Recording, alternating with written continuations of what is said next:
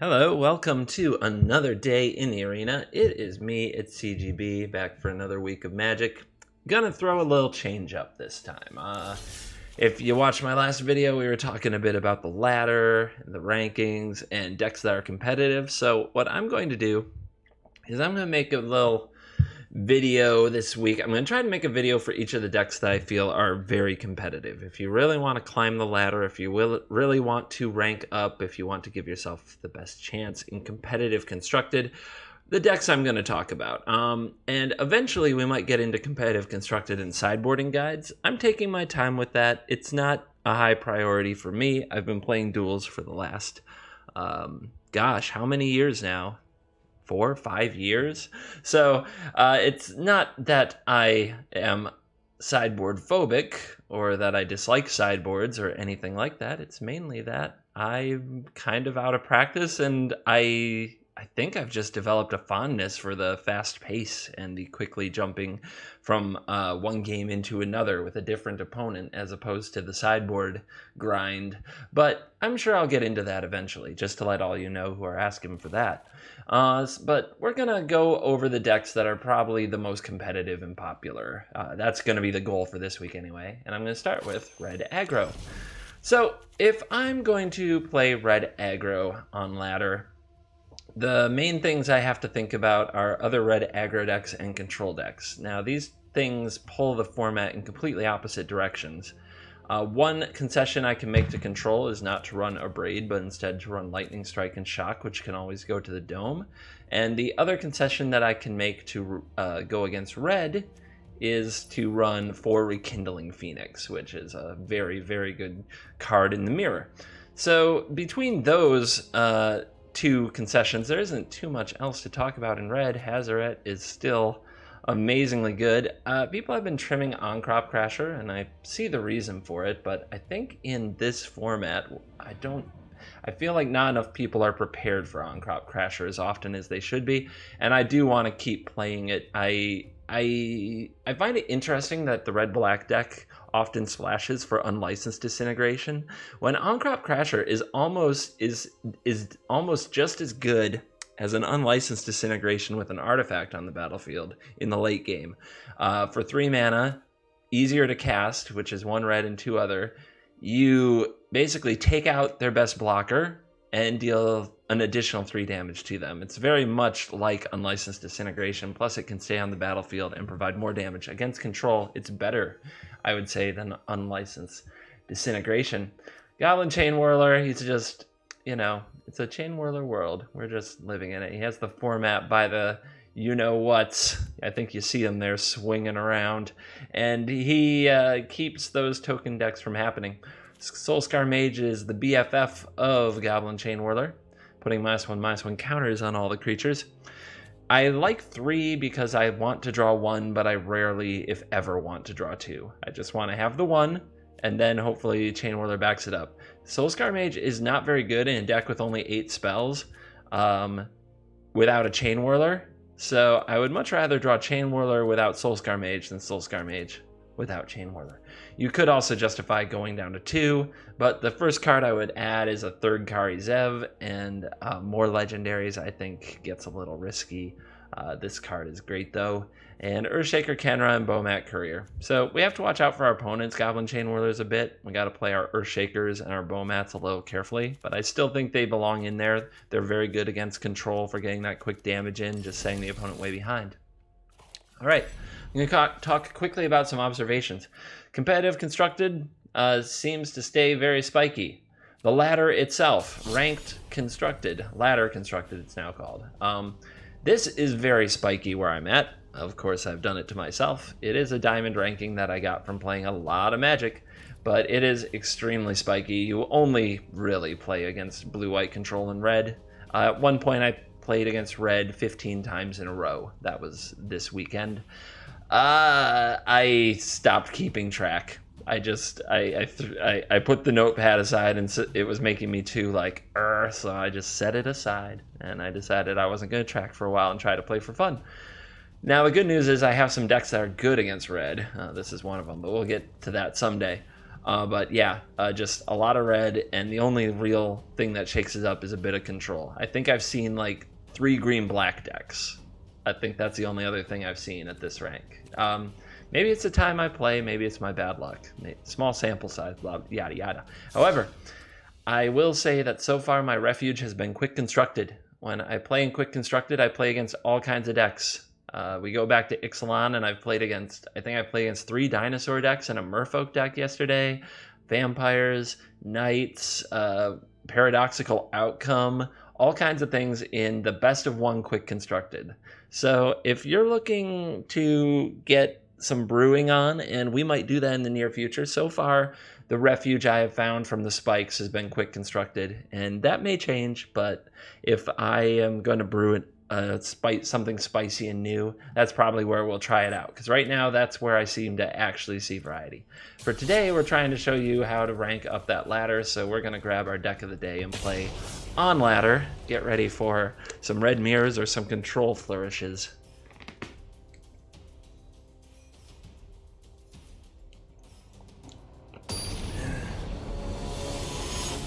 Somebody told me not to drink into the mic. Well, I have to drink somewhere sometime. It's good for the voice. So they're going to deal with it, and you know who you are. You can turn me off right now if you just hate me drinking so much. The voice has to be intact. Without the voice, you're watching silent video. It's a trade-off. It's a trade-off. We're a team here. We gotta stick together. All right, I'm pretty sure I played this person yesterday, and he played red. And there you go. Being on the draw, never good. Never where you really want to be. As now we're way behind in the Chainwhirler hype. I think I'm just going to put this out there and make my opponent attack. Well, no, they'll have Earthshaker Khenra, so holding it back is probably not even a respectable play this early in the game. Earthshaker Khenra, shock, anything like that, and Bomat's just bye-bye. And we didn't really accomplish anything. So at this point, if there's an advantage bar on the screen, like you would get watching those highfalutin professional Magic streams, it would be way over here in favor of my opponent. It would be up here. It would be horizontal in this case. Like my advantage, his advantage, it's probably about here somewhere. Way up here. Just because he got to go first and he's playing the mirror, where going first really matters. Now, there, our opponent took a turn off. The unfortunate part about that is we've got to feel him out for a Chainwhirler, which means if I just slam an Earthshaker Khenra here, I'm not really doing anything. Our opponent may have a removal spell, in which case we'd want to play a second Bomat Courier, but them doing nothing almost screams Goblin Chainwhirler to me. Now, I don't have a removal spell for a Chainwhirler. I also have 3 creatures vulnerable to a Chainwhirler. I'm basically stone cold to it. Plus, if I'm not playing cards, my hand is not emptying for Hazoret. It's a terrible spot to be in. It's not where you want to live. We could hold off and do nothing, and I would if I had a shock or a lightning strike, but I don't. So in this case, we have to hope he doesn't have it, because otherwise we're not progressing our game plan, and it's most likely that we're falling further and further behind. And it feels bad, but I think this is where you have to be, and probably an important lesson if you're gonna play red with all the red mirrors that are out there, is to know when you can play around Chainwhirler and when you can't. And there it is. So just pretend we're running the other side of the matchup today and be like, ha ha ha, that was glorious. Oh, the good times we're having. Advantage bar way up here. All right, let's crash his party a little bit. Sucks, but gotta exert it just to get in, which is gonna leave us very vulnerable, but we are still slightly leading the race. We're gonna fall behind here in a turn. A Soul-Scar Mage, very annoying. An Earthshaker Khenra, also annoying. I guess our best hope here is our Chainwhirler of our own. Down to 10. That is not a Chainwhirler of our own. 1, 2, 3, 4, 5, 6, 7. I think we just have to keep attacking. Don't think there's a choice or a way out of that. If we draw a land off the top, if our opponent goes all in and somehow doesn't kill us, that's really our only chance of victory. This line loses to a lightning strike, it loses to an Ahn-Crop Crasher. it loses to just about any additional source of hasty damage right here, right now. And that certainly counts. So that will be the game. And we saw the deep, intricate depth of the red mirror in full display. Draw your Chainwhirlers, draw your lands, go first. All the good things. But let's give it another try. Let's try to let Quartz, who I think I've battled something like 4 or 5 times this over the weekend. We'll try to give him a chance to pair up elsewhere so we get a variety of opponents at least. Doesn't mean we'll get a variety of decks, but at least we can have a variety of opponents. Never mind, he's apparently the only other Supersonic Diamond 4 ranked competitor on today, and this time we are on the play. This time not everything in our hand dies to a Chainwhirler, and we have a removal spell of our own, so this hand is already very superior to the last one, which, it must be said, was also a mulligan to throw on top of the rest of our amazing luck. And here is your Soul-Scar Mage. So, I think right here we deploy the Kari Zev and just take a turn off from Bomat Couriering. I don't think it's worth throwing a shock down for 1 damage. And our opponent has the Lightning Strike. How good it is to be them.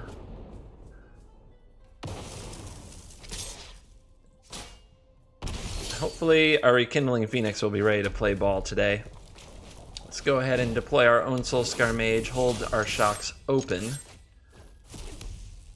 And we'll see if our opponent has the mighty Chainwhirler for the 2nd game in a row, right on turn 3, right when they want it, before we've drawn a single one.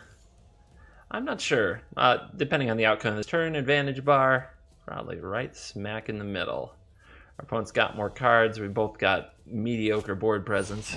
Ahn-Crop Crasher in the house. Okay, let's see what happens here. We could let our opponent attack. I'm not sure if they'll exert that Crasher, and if they don't, we can ambush them. No, exerting has occurred.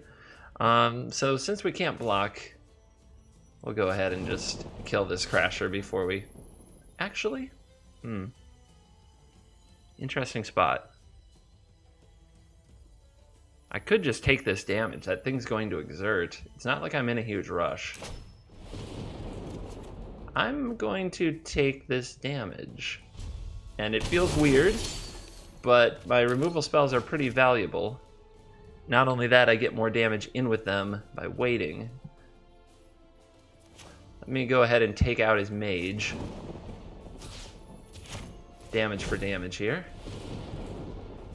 And I could take out the Crasher too, but I have a feeling hanging on to this might be useful, and I can at least wait another turn while the Crasher is exerted. Double Phoenix without a 4th land. 2nd game in a row we haven't hit 4, but our opponent has. So I have a feeling that they're going to show us a Rekindling Phoenix or a Hazoret or a Chandra, which means advantage bar is now way the heck over here. But let's find out. Shock of our opponent's own. That's another good reason to hold on to a shock, as now we can try to dodge that shock, and we'll see if our opponent has another removal spell. They might also just have a Chainwhirler.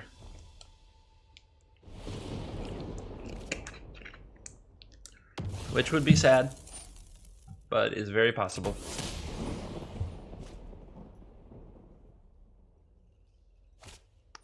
Earthshaker Khenra, I'm very relieved.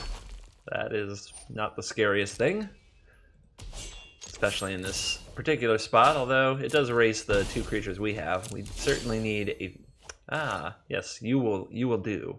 Let's attack first and see if our opponent has anything.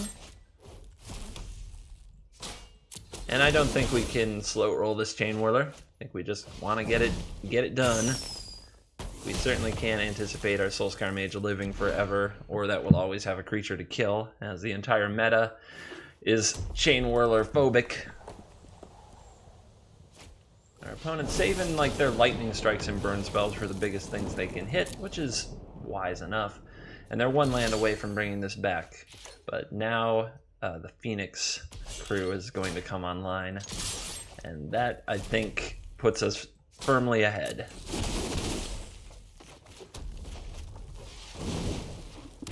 Usually requires at least 2 cards to kill it. The best way to do it in the mirror is throw a Lightning Strike or an Abrade at it, untap, and play your, of course, Goblin Chainwhirler. Because what doesn't a Goblin Chainwhirler do? But there isn't one in this particular... Ah, there he is. He's in our graveyard this time. He slices, he dices, he whirls chains.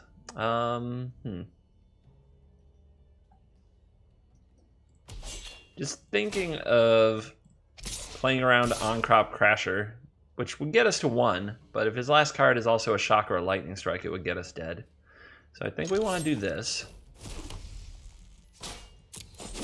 Reduce our opponent to a lovely total of 5 and play a second Phoenix and have 2 blockers open to prevent the madness, a late game flurry of burn spells and Ahn-Crop Crashers could cause. And there you go. Well, 2 straight games, and 2 straight games, the person on the play won, and the person with the Chainwhirler won. So far, deep dive gameplay, all the way.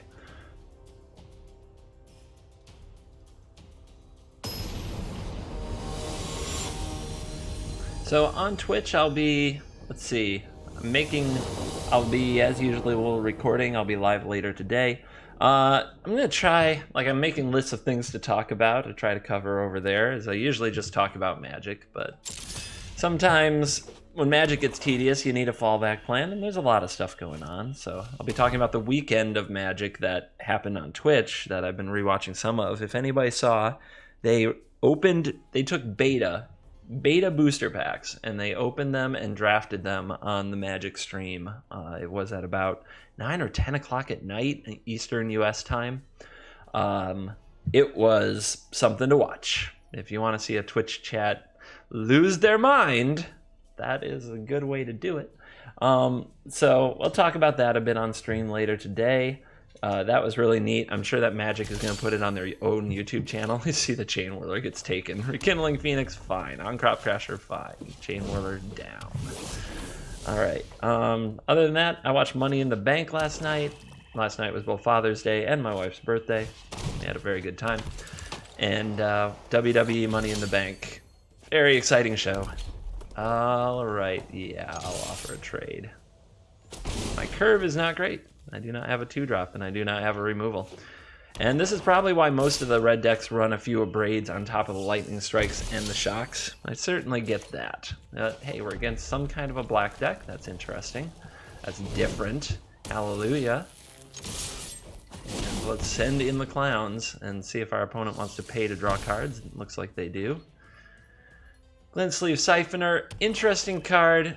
Obviously took the Chainwhirler so he could try to get some value out of it. He has drawn an additional card at the cost of a life. We'll see if that life costs our opponent later in the game, as we are a deck designed to prey on that.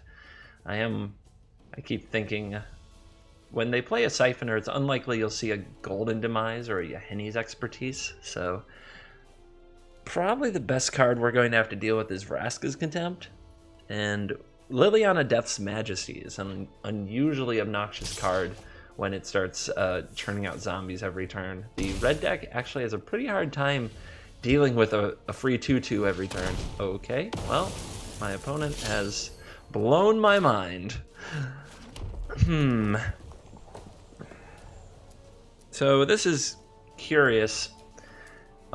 Phoenix, except for Vraska's Contempt, takes 2 removal spells to remove. Our opponent knows about this Phoenix. I think I just want to get in with Crasher and keep doing damage and try to draw out more removal. And this also gets around Fatal Push for right now.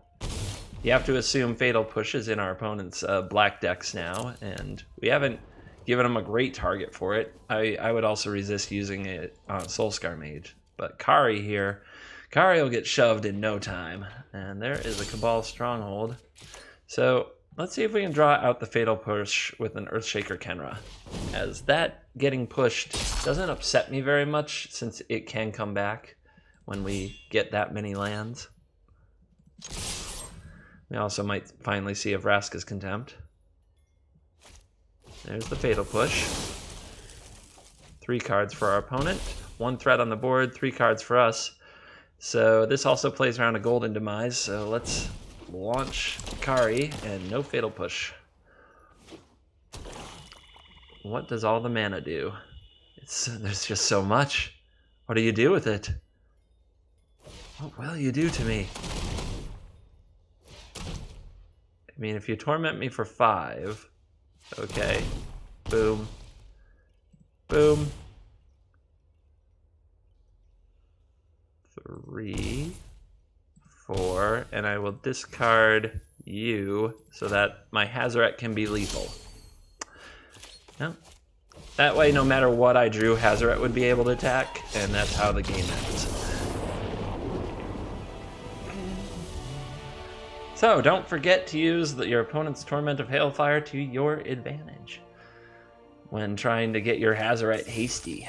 Now, it turns out we could have done it anyway, of course, as we drew a land off the top, but if we had drawn any spell, Hazoret would not have been able to attack that turn. Let's get a free pack. Yay! That is one of our packs for our weekly rewards, and we have a mythic wild card. Wow, that's cool. Makes up for all the crazy amount of vault progress we landed there on that pack. All right, I think we can do another. We played red, mono black. Let's see what this battle brings us.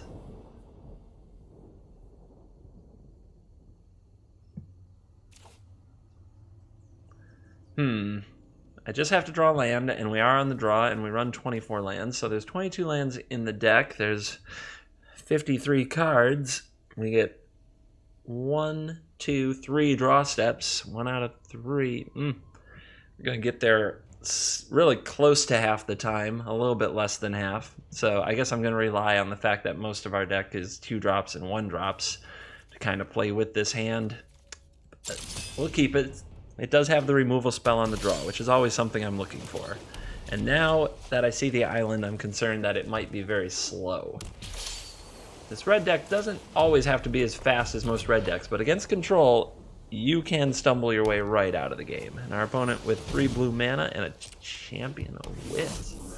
Alright, something different going on. I'm going to save this Lightning Strike. I'm going to use Goblin Chainwhirler to clear the way of the champion. I wonder if I should save this Chainwhirler for something more. Can it get more? How greedy am I? Let's see what's discarded here. Is this a Godpharaoh's Gift deck? Negate and an island. No, this looks like it's a control deck that runs Champion of Wits. So I think the play here is just to get them while we can. Exerting a Crasher, I think, takes away from the amount of damage we can do in the future. Rekindling Phoenix. Pretty soft against control most of the time these days. Blue-black control, okay. It's probably one of the tougher matchups. I know I like my blue-black control matchups. My blue-black control decks match up with red. I enjoy that matchup. I feel good about it. If I play against too much red like I did the other day, 15 times in a row, I inevitably pull out the blue-black control. Alright, so we can resolve this Rekindling Phoenix. Our opponent seems to be having trouble with swamps, which makes Vraska's Contempt less likely. So I think that that's a good move. And let's go ahead and slam this. If our opponent makes us exile a creature, the Chainwhirler will be on the chopping block. Our opponent could also have a Fatal Push. I think it makes sense that that would be in their hand at this point. Here's the Scarab God. However, I don't believe the graveyard have much. The graveyard has a Champion of Wits, never mind. So, how do we do it? What do we have to do? I think we crash them. We crash them and bash them for a while here. And that's how we get our damage in. Scarab God has arrived. And our only way out is through. Fortunately, we can do a lot of damage. Our opponent is on the razor's edge. If they activate Scarab God to, say, get Champion of Wits, and don't do anything else relevant, they will still die, and they are scooping it up. Fell too far behind, it appears. It felt like our hand was slow, but that Rekindling Phoenix, if cannot be dealt with, is so powerful.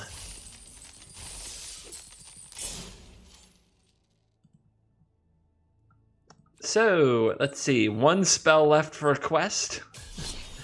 I know I like to see jobs get done, so let's take it out and try to get one more fiery victory. In terms of decks that one can play, just sharing personal opinion, personal reflection here, red aggro is probably near the bottom of my list. The only things that would be like close to as unbearable for me would be things like green-white mid-range decks, where I felt they had both bad removal and chubby, clunky threats, which is kind of hard to describe, but I think like a green-white Angels deck is a good description of that. This is an awkward hand, but I think I'm gonna keep it. There isn't much pressure, to be honest. But with 2 lightning strikes to clear the way and a Bomat to stock up, and if I don't draw lands, I'm drawing spells. As long as they're not 3-drops and 4-drops, I'm okay. But if I draw 3-drops and 4-drops, I'm going to die. Anyway, red aggro and probably clunky, chubby mid-range decks are like my 2 least favorite types of decks. I like decks with good removal that feel like I have good options through most points of the game.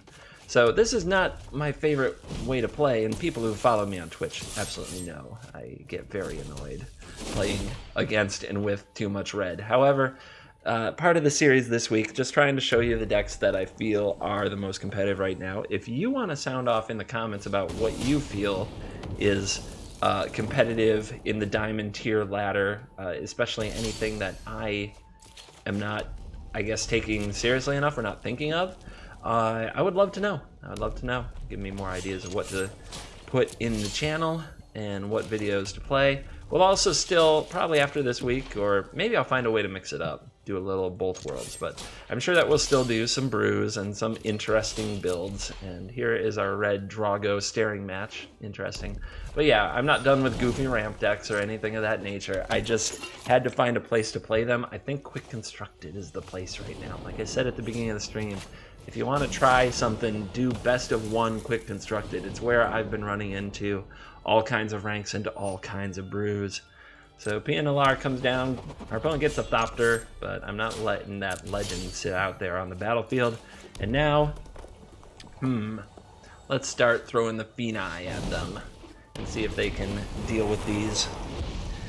I'm usually happiest to play a Phoenix when my opponent doesn't have mana open, so they can't do the whole like Abrade into Chainwhirler trick. And here with my opponent's Chainwhirler hitting the table, feel even better. 1 less trick up their sleeve.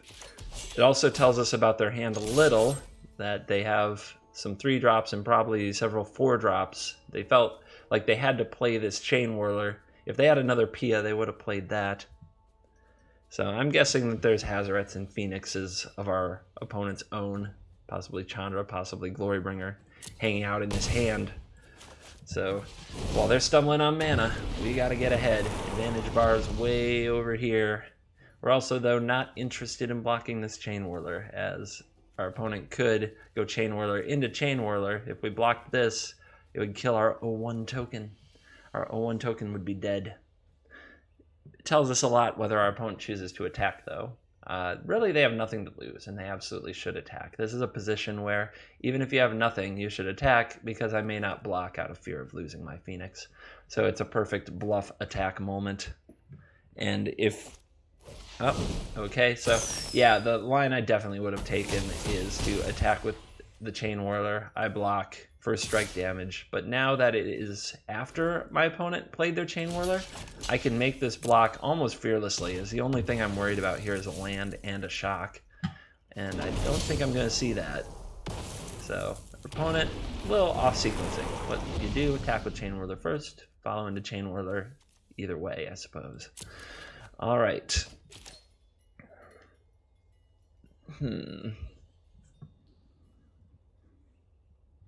Not a lot can go wrong. I could use my turn just bolting my opponent into oblivion, get rid of their Chainwhirlers, or save those for face. I think I want to be aggressive regardless. So let's send him in.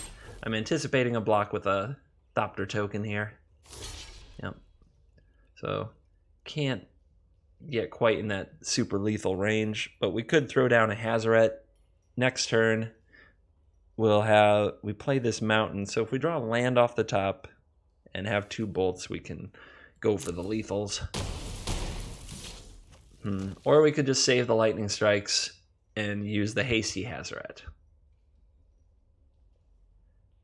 I guess holding lightning strike up does give us the most options, and I think I prefer that. So the idea is to cast these regardless on our opponent's end step, regardless of what they do. The only question is face or creatures. Advantage bar way over in the CGB camp, all up into Fairy's Grill. Not a lot our opponent can do here. They tap 3 mana, they play a Crasher, they can attack me for 9. But they will die a hideous death. And in case they want to concede, it's just right to show them the bolts here. Or strikes, I mean. If you wonder why I say Lightning Bolt, it's in reference to the very old original card, Lightning Bolt, which is 1 mana for 3 damage chain target. Turned out that was too good, but it existed in the original MTG set, Alpha. All right. So I think we'll call that a wrap on the red deck today. If you like playing red, there's a lot of ways to build your red deck. This is the version I prefer. If you watched the video last week, I was trying out a wizard version. I don't think that version is nearly as consistent as I'm looking for. There's a version with pirates that is much more budget friendly if you don't have Earthshaker Khenras or Kari Zev, and that version's very good. Maybe we'll do a deck attack of something like that in the future, the many flavors of red. But this is the version I just think has the most game against the control decks and the other red decks. Anyway, thank you for watching this video. If red is not your thing, don't worry. We'll be setting it aside and playing something different in the near future. You do not have to fret. Variety is the name of the game. We'll try to have a different deck coming up this week. If we stay on our competitive kick, I'll show you some of those other decks you saw in the deck builder there that I think are competitive at this stage in the ladder. Well, for today, thank you very much for watching. I'm CGB, and I'm out of here.